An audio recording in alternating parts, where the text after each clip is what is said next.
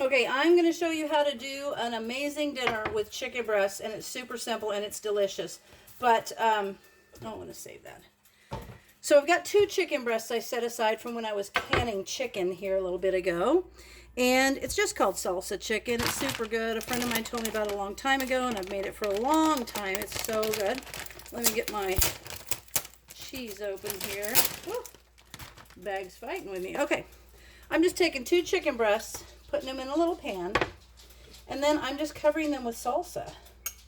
Salsa chicken, so good and so simple. And what I'm going to do with this, I'm going to make this, and I'm going to do some pinto beans in my Instant Pot, little pressure cooker, electric pressure cooker that I love.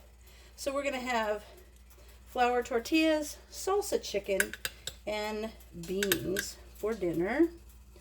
Delish. So there's that. Now I've got one of these great Mexican blend cheeses that I'm just going to cover the top.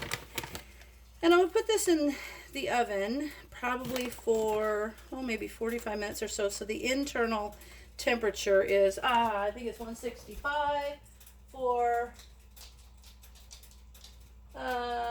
165. So as soon as the internal temperature of this is 165, it'll be done. It'll probably take about 45 minutes or so.